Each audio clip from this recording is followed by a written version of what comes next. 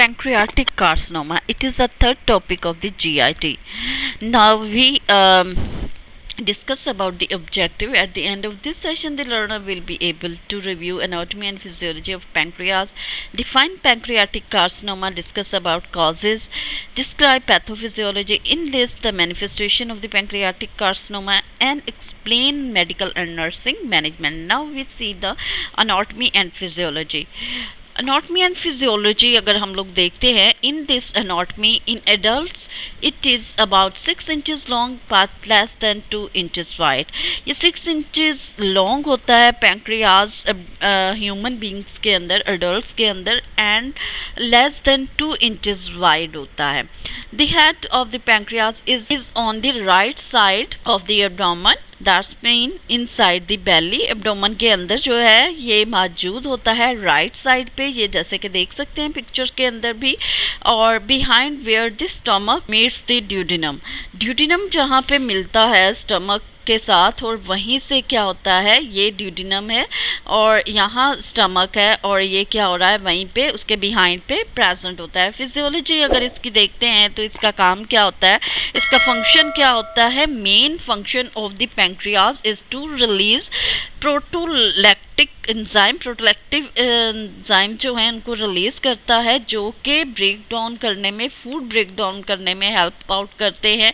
Also nutrient can be absorb, और nutrient को absorb करने में, डाइजेस्ट करने में ये हेल्प करता है. और जो है ये हम जो भी डाइट लेते हैं उसको डाइजेस्ट करने में बहुत ज़्यादा हेल्पफुल होता है. This is anatomy, pictorial anatomy. इसके अंदर आप देख सकते हैं ये एब्सिस है, और जो कि कार्सिनोमा में कन्वर्ट हो जाता है, अकर हो जाता है अगर इसका प्रॉपरली जो है एट द टाइम ऑफ इसकी ट्रीटमेंट ना करवाई जाए तो इसमें एबनॉर्मल सेल की ग्रोथ हो सकती है.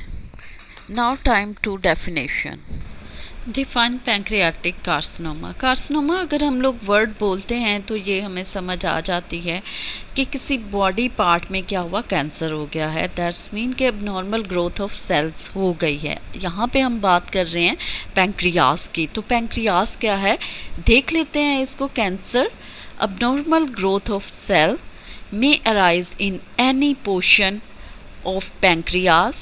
That's mean कि किसी भी पार्ट में, पैंक्रियाज के किसी भी हिस्से में, वो हेड हो सकता है, बॉडी हो सकती है, या टेल हो सकता है. किसी में भी क्या हुई, एबनॉर्मल ग्रोथ हो गई किसकी, सेल्स की. तो जब एबनॉर्मल ग्रोथ वहाँ पे होना शुरू हुई तो वो एरिया क्या हुआ, नेक्रोज होना शुरू हो गया. प्रॉपरली वहाँ पे सप्लाई, ब्लड सप्लाई नहीं पहुँची. अगर वो नहीं पहुँच रही तो वो नेक्रोज होगा, वो एरिया क्या होगा, वहाँ के सेल क्या होंगे, एबनॉर्मल होंगे, उसके साथ साथ डेड होना शुरू होंगे. वो प्रॉपर एक नॉर्मल सेल की ग्रोथ वहाँ पे रुक जाएगी. जब नॉर्मल सेल वहाँ पे रुकेंगे तो क्या होगा, वो एरिया कोई भी हो सकता है, बॉडी है, टेल है या हेड है, वो क्या होगा, नेक्रोज होगा. और क्या होगा, वहाँ पे कैंसर सेल डेवलप होना शुरू हो जाएंगे, ग्रो करना शुरू हो जाएंगे. ये डिपेंड करता है लोकेशन पे भी, के लीजन्स पे डिपेंड करता है कि कौन से लीजन्स में कैंसर सेल जो हैं ग्रो किए हैं. अगर हम देखते हैं पैंक्रियास को, तो पैंक्रियास का फंक्शन क्या होता है. Your pancreas is important for digestive food and managing your use of sugar for energy after digestion.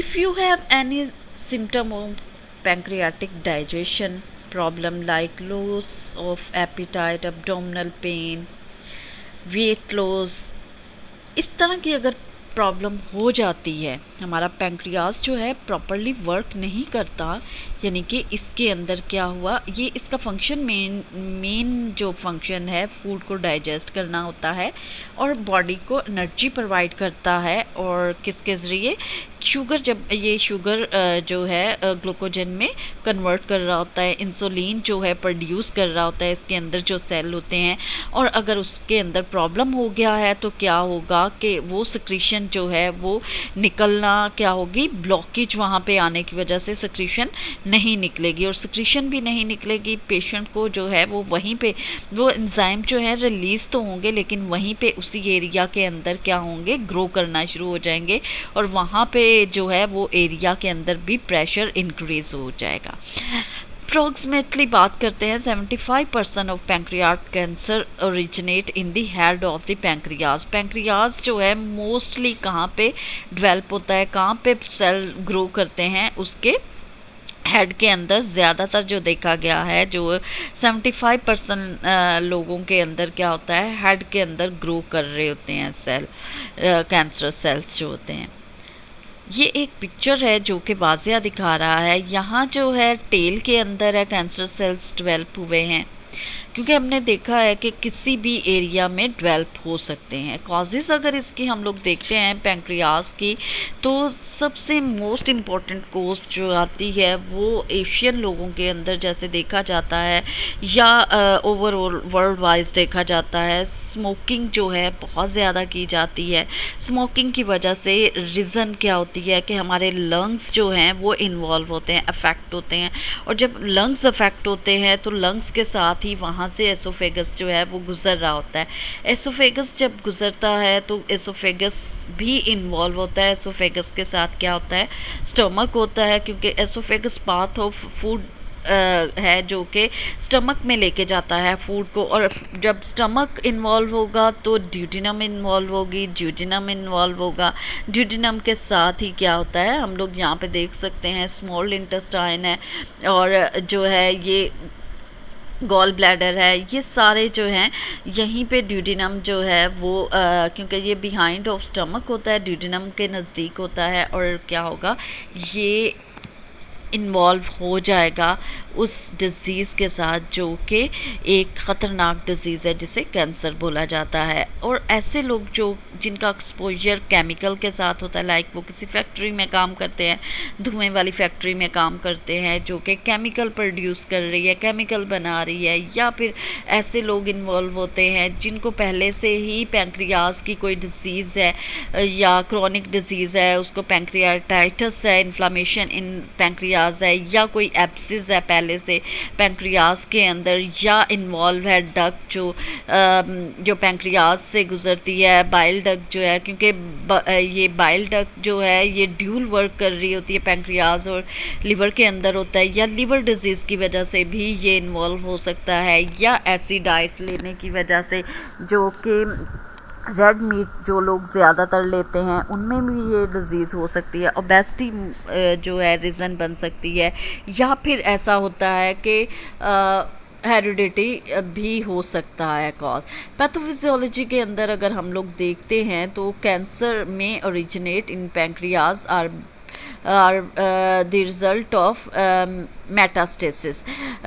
Bile duct के अंदर जो है, या फिर उस एरिया के अंदर क्या होगा, या लंग्स के अंदर, जैसे हमने अभी बात की थी कि the stomach, the duodenum or common bile duct, तीनों ही चीज़ें इन्वॉल्व हो सकती हैं, रीज़न बन सकती हैं कैंसरस की। और मेटास्टेसिस दैट्स मीन कि वो सेल जो नॉर्मल ग्रोथ है वो फैलना शुरू हो गए दूसरे एरिया के अंदर, और उसने इन्वॉल्व कर लिया किनको, स्टमक को, ड्यूडिनम को, या फिर कॉमन बाइल डक्ट को भी इन्वॉल्व कर लिया।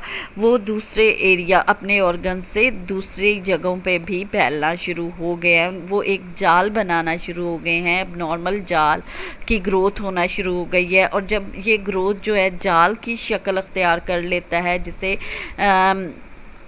बनाइन ट्यूमर कहा जाता है या मैलिग्नेंट होता है, क्या होते हैं जब ये कैंसर सेल्स जो होते हैं, ये क्या होता है, फिर उसकी वजह से क्या होगा कि दूसरे बॉडी पार्ट के अंदर, और हो सकता है उस एरिया के अंदर जो है वो कैंसर सेल ग्रो करना शुरू हो जाते हैं, जिसके अंदर इन्वॉल्व होता है। रीज़न क्या होती है कि जो गॉल ब्लैडर है उसकी बिलियरी डक्ट जो है वो उसके अंदर ऑब्स्ट्रक्शन आ गई। अब उसके अंदर ऑब्स्ट्रक्शन किस तरह से आती है कि वो क्या करती है, सिक्रीशन को जो है एंजाइम्स को उनके ज़रिए बाइल डक्ट जो है अपने ज़रिए लेके जाते हैं। बिलियरी ऑब्स्ट्रक्शन की अगर हम लोग बात करते हैं तो is when your bile duct become block, किस तरह से ब्लॉक हो जाती है। Bile duct or pancreas duct are vessels that carry bile from your liver and gall bladder through your pancreas to your intestine.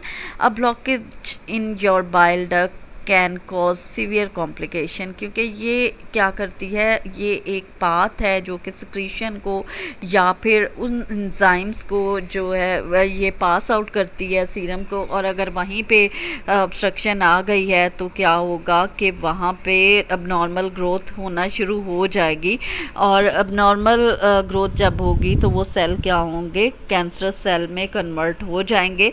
और रीज़न क्या होती है, बिलियरी ऑब्स्ट्रक्शन भी एक रीज़न बनती है। और फिर क्या होगा कि पेशेंट बिकम जॉइंडस, पेशेंट को जॉइंडस हो जाएगा और नज़र आएगा, फिज़िकली भी उसको नज़र आएगा कि उसको है क्या है, लिवर या पैंक्रियाज का कोई डिज़ीज़ है, जॉइंडस उसको हो जाएगा। और अगर हम लोग देखते हैं मैनिफेस्टेशन को देखते हैं तो पेशेंट जो है एनरोक्सिया होगा, उसको बिल्कुल भूख नहीं लगेगी, मैलेज होगा यानी कि लथार्जिक होगा, उसकी फीलिंग जो है नॉट फील अ गुड, वो गुड फीलिंग नहीं होगी, वो उसको अच्छा नहीं लगेगा कुछ भी, और साथ साथ उसको नोज़िया वॉमिटिंग होगी, बहुत ज़्यादा फटीग होगी और अब्डोमिनल पेन सीवियरली होगी, और वो क्या होगी, रेडिएट करेगी बैक साइड पे, और हो सकता है वो समझे कि उसको किडनी पेन है या कुछ इस तरह से, और क्या होगा कि हो सकता है वो समझे कि उसको हार्ट पेन स्टार्ट हो गया है। तो पेशेंट जो है ये ज़्यादातर डायबिटीज़ पेशेंट के अंदर भी हो सकती है ये disease. These are also symptom of the pancreatic cancer. और अगर हम लोग डायग्नोस्टिक टेस्ट देखते हैं पैंक्रियाटिक टेस्ट के, तो इसके अंदर सबसे पहले हिस्ट्री ली जाती है कि उसकी हिस्ट्री कैसी है, पहले कहीं उसको ट्रॉमा तो नहीं हुआ, कोई चोट तो नहीं लगी, या उसके जो है inflammation of pancreatitis pancreas inflammation of pancreas का तो कोई रीज़न नहीं था, या फिर उसके हेरिडिटी कोई प्रॉब्लम है, ऐसी डायबिटीज़ तो नहीं है पेशेंट। उसकी ऑल ओवर हिस्ट्री लेने के बाद देन डिसाइड किया जाता है, ultrasound and CT scan endoscopic test किए जाते हैं, या फिर वहाँ से उसके पैंक्रियाज से कुछ वो ले लिया जाता है, बायोप्सी ले ली जाती है, कुछ सीरम ले लिया जाता है या टिश्यू ले लिया जाता है, ताकि प्रॉपरली इन्वेस्टिगेट किया जाए और उसकी ट्रीटमेंट स्टार्ट कर दी जाए। ERCP किया जाता है, क्लेंजियो पैंक्रियोग्राफी की जाती है, ताकि प्रॉपर जो है उसका इन्वेस्टिगेट करने के बाद ट्रीटमेंट स्टार्ट हो जाए। पेशेंट का ट्रीटमेंट की बात करते हैं तो कीमोथेरेपी स्टार्ट की जाती है, रेडिएशन स्टार्ट की जाती है, और जो है अगर लगता है कि उससे सही नहीं हो रहा तो उसकी सर्जरी भी की जाती है। और सर्जरी जो है अगर सर्जिकल मैनेजमेंट के अंदर जो है जो प्रोसीजर किया जाता है एंट्रम ऑफ स्टमक के ज़रिए किया जाता है, जो कि एक आला डाल के इंस्ट्रूमेंट डाल कर क्या किया जाता है, ड्यूडिनम से स्टमक से ड्यूडिनम और ड्यूडिनम से पैंक्रियाज तक जाते हैं। और फिर उसके आगे कैमरा के साथ साथ जो है कुछ वो भी लगाया होता है ब्लेड वगैरह, ताकि अगर वहाँ से जो है सीरम लेना है या वहाँ का टिश्यू लेना है, ताकि वहाँ की प्रॉपर क्या हो बायोप्सी की जाए और प्रॉपर उसका इलाज स्टार्ट किया जाए। इस तरह से सर्जरी को पार्ट में डिवाइड कर दिया जाता है, कौन कौन से एरिया हैं, जैसे स्टमक है, ड्यूडिनम है, और फिर ड्यूडिनम का कुछ पार्ट है, और देन जो है स्मॉल इंटेस्टाइन भी इसमें इन्वॉल्व हो जाती है ना। Now time to nursing intervention. Nursing intervention में डायग्नोसिस मोस्ट इम्पॉर्टेंट है, क्योंकि हम लोग देखते हैं फर्स्ट डायग्नोज अगर देखी जाए तो क्रॉनिक एब्डोमिनल पेन, जो कि हम लोग बात कर रहे हैं कि उसको सीवियर पेन होगी ड्यू टू ट्यूमर की वजह से, क्योंकि उसका ट्यूमर ग्रो कर गया है और पैंक्रियाटिक कैंसर है उसको, तो इस वजह से उसको सीवियर एब्डोमिनल पेन होगी। इम्बैलेंस न्यूट्रिशन होगा ड्यू टू वॉमिटिंग एंड क्या होगा, नोज़िया की वजह से, प्लस जो है वो खाना पीना उसका प्रॉपर नहीं है जिसकी वजह से उसका इम्बैलेंस हुआ, न्यूट्रिशन क्योंकि उसको नोज़िया हो रहा है, वॉमिट हो रही है और वो खा पी नहीं रहा। Impaired skin integrity related to erythematous and क्या है, किसकी वजह से हो रहा है, क्योंकि उसको रेडिएशन थेरेपी दी जा रही है जिसकी वजह से स्किन इंटीग्रिटी हो रही है। उसके जो एम्पेयर टिश्यू इंटीग्रिटी भी हुई है ड्यू टू कीमोथेरेपी की वजह से। तो ये बहुत ही ध्यान से नर्सिस का काम है कि वो देखें कि कहीं उसको बेड सोर्स ना हो जाएं या उसका वुंड जो है इन्फेक्टेड ना हो जाए।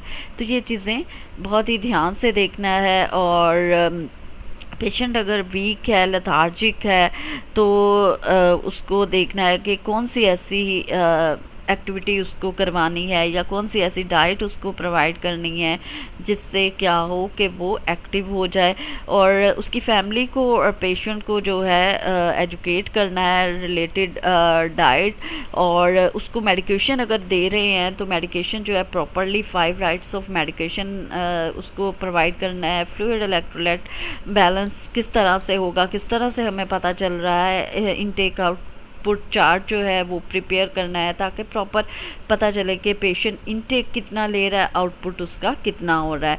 और उसकी जो है गाहे बगाहे स्किन चेक करनी है, इम्पेयर्ड तो नहीं हो गई, और प्रोवाइड करनी है एजुकेशन अगर वो डिस्चार्ज हो गया पेशेंट को और उसकी फैमिली को, लाइक डू एंड डोंट वाली जो फूड है उसको प्रोवाइड करना है। ये चार्ट है, इसको रीड कर सकते हैं आप लोग, बता सकते हैं कि कौन कौन सी चीज़ें, कौन कौन सी डाइट जो है उसके लिए अच्छी है और कौन सी वो रिस्ट्रिक्ट है, उसके लिए कौन सी डाइट वो नहीं लेगा। नर्सिंग इंटरवेंशन हम लोगों ने पढ़ ली है कि पेन को जो है न्यूट्रिशन को और फ्लूइड इलेक्ट्रोलाइट्स का ध्यान रखना है, टीचिंग देनी है पेशेंट को अबाउट कीमोथेरेपी, प्रिवेंशन करना है, कॉम्प्लिकेशन एजेंट यूज़ जो है उसको बताना है, साइड इफ़ेक्ट्स उसके कीमोथेरेपी के और रेडिएशन के साइड इफ़ेक्ट बताने हैं। माइट भी उसकी सर्जरी है तो उसके लिए मेंटली प्रिपेयर करना है और उसको कॉम्प्लिकेशन के बारे में भी नर्स का काम है कि बताए और उसको बहुत ही उसका ध्यान रखना है, क्योंकि पेशेंट जब भी हमारे पास आते हैं हॉस्पिटल में तो उनका जो है ये होता है कि वो नर्सेज़ को, मेडिकल स्टाफ को अपना मसीहा समझ रहे होते हैं और उनका पूरा जो है लाइफ वो हमारे हाथों में दे देते हैं। तो बहुत ही केयरफुली उनका ध्यान रखना है, इस तरह जैसे हम उसकी जगह पे हैं या हमारे कोई अपने हैं। होप सो आपको समझ आ गई होगी, समझ आई है तो कमेंट्स बॉक्स में ज़रूर बताइएगा, ज़रूर कमेंट्स करिएगा। और अगर कुछ और मज़ीद सीखना चाहते हैं तो भी कमेंट्स करें, लाइक करें, शेयर करें और मेरे चैनल को सब्सक्राइब ज़रूर करें, क्योंकि सब्सक्राइब, शेयर करना, लाइक करना बिल्कुल फ्री है।